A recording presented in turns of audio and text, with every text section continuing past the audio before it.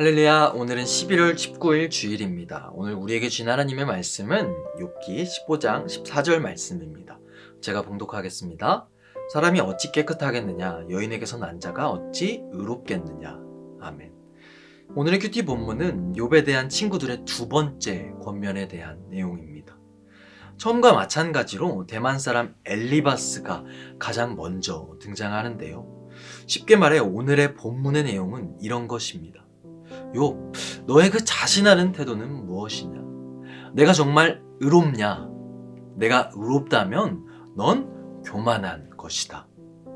엘리바스는 오늘 본문에서 4장과 5장에서 했던 말을 반복하며 그 강도를 높이고 있습니다. 성도 여러분, 우리는 다 욥기의 결말을 알고 있죠. 그는 엄청난 고난을 받지만 결국 그 엔딩은 해피 엔딩이라는 사실을 우리는 알고 있습니다. 그러나 우리는 그 욥기의 끝만 보고 고개를 끄덕일 수 없죠. 왜냐하면 이해가 되지 않기 때문입니다. 우리가 욥기를 읽을 때 가장 어려운 점은 욥기에 등장하는 친구들의 충고가 내용상 틀리지 않는다는 것입니다. 욥과 의견이 달라 그 충고의 강도가 점점 강해지긴 하지만 친구들의 처음 의도는 욥을 깎아내리는 것이 아니었습니다. 우리에게 힘을 주는 말씀인 내 처음은 미약하였으나 내 나중은 심히 창대하리라 라는 구절도 욥의 친구들이 욥에게 한 말씀이죠. 그러나 결론에 이르면 하나님께서는 친구들의 손을 들어주시지 않고 욥의 손을 들어주십니다. 오늘 본문의 말씀을 보면 엘리바스는 욥이 믿음에서 떠나 있고 실패한 상황에도 회개하지 않고 있다고 생각합니다. 이 엘리바스의 생각의 바탕에는 내가 고난을 받을지라도 하나님을 믿고 의지하면 복을 받을 것이요, 내가 아무리 우겨도 내가 잘못했다면 벌을 받을 것이라는 생각이 깔려있는 것이죠. 오늘 이 엘리바스의 말은 옳습니다. 우리가 아무리 우겨도 하나님이 보시기에 잘못했다면 그것은 잘못된 것이기 때문입니다. 그러나 욥기에서 성경이 하는 말은 그게 다가 아니죠. 엘리바스의 생각이 옳더라도 그것이 하나님의 모든 것을 설명할 순 없다는 것입니다. 옳은 것이 다가 아니라고 하는 것이죠. 성도 여러분, 욥은 친구들의 신앙과 크게 다른 신앙을 가지고 있어서 친구들의 주장에 순복하지 않는 것일까요? 아닐 것입니다. 욥도 그러한 신앙을 가지고 있었을 것입니다. 욥도 알고 있습니다. 하나님은 자신만의 원리와 원칙을 가지고 계실 거라는 사실을 욥도 알고 있는 것이죠. 하지만 욥은 자기가 알고 있는 신앙의 지식으로는 이해하지 못하겠다는 것입니다. 자기에게 닥친 일들이 이해가 되지 않는다는 것입니다. 그렇게 욥은 필사적으로 하나님께 불평하며 나아갑니다.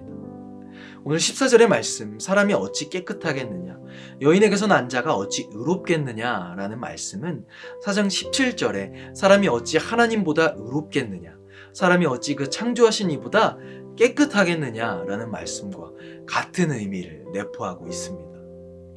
이 말은 다시 말해 인간의 한계를 인정하라는 것이죠.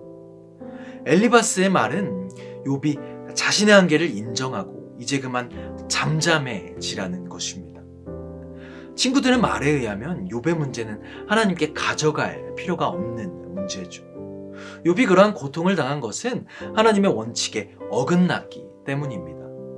옳고 그름을 판단하시는 분은 하나님이시기에 욥의 고난은 하나님 앞에 잘못한 증거라는 것입니다. 친구들은 왜 쉬운 문제를 가지고 하나님께 나아가냐는 것입니다. 그냥 잘못을 인정하고 회개하라는 것이죠. 성도 여러분, 하나님은 원칙을 지키시는 분일까요? 지키시지 않는 분일까요? 이는 어려운 질문입니다. 자연세계가 돌아가는 것만 보더라도 우리는 하나님이 자신만의 원칙과 규칙을 가지고 계신 분이라는 것을 알고 있죠. 욥도 알고 있는 것입니다. 친구들의 말에 자신도 공감하지만 그 원칙과 법칙으로는 도저히 나의 문제가 해결되지 않고 이해가 되지 않으니 그 법칙이 아닌 법칙을 쥐고 있는 그 주인에게 나가겠다는 것입니다.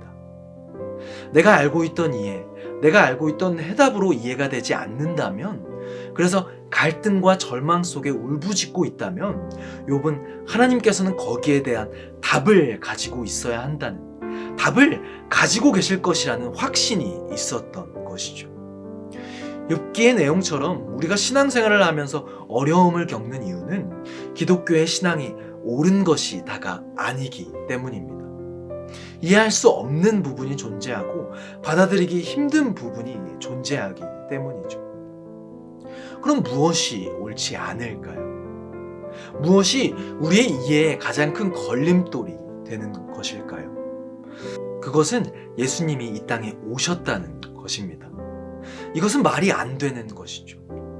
하나님이 이 죄인들이 뭐라고, 죄인들과 동일한 모습으로 찾아오셨다는 것은 우리는 죽었다 깨어나도 이해할 수 없습니다. 그러나 문제는 그것이 사실이라는 사실이죠.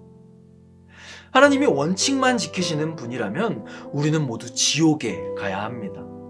하지만 하나님께서는 우리와 자신과의 사이를 대강 끝내지 않겠다고 결심하셨습니다. 그 아들을 육신을 입혀 보내시고 십자가에 매단 것 같이 우리를 살피시고 간섭하시겠다는 것이죠. 우리를 죄악에 홀로 방치하지 않겠다고 하신 것입니다. 성도 여러분, 욥과 같이 우리의 삶에도 어려움이 찾아올 수 있습니다. 도저히 해결되지 않는 문제에 울부짖는 순간이 찾아올 수 있습니다. 그러나 그럴 때 우리가 해야 할 것은 부차적인 곳에서 원인을 찾기보다 하나님께 먼저 다가가야 합니다. 욥과 같이 하나님은 거기에 답을 가지고 계시다는 믿음으로 어떤 원칙이나 법전을 찾는 것이 아닌 그 법전을 쓰신 분을 찾아가야 할 줄 믿습니다. 바라기는 위기의 순간 우리를 위해 독생자를 내어주신 그 하나님의 사랑을 기억함으로, 또 신뢰함으로 문제의 답을 하나님으로부터 찾는 저와 성도님들이 되시길 바랍니다. 그리하여 하나님의 깊으신 뜻을 알게 되는, 하나님의 일하심을 경험하게 되는 저와 성도님들이 되시길 소망합니다. 기도하겠습니다. 하늘에 계신 우리 아버지여, 이름이 거룩히 여김을 받으시오며 나라가 임하시오며 뜻이 하늘에서 이루어진 것 같이 땅에서도 이루어지이다. 오늘 우리에게 일용할 양식을 주시옵고, 우리가 우리에게 죄 지은 자를 사하여 준 것 같이 우리 죄를 사하여 주시옵고, 우리를 시험에 들게 하지 마시옵고 다만 악에서 구하시옵소서. 나라와 권세와 영광이 아버지께 영원히 있사옵나이다. 아멘.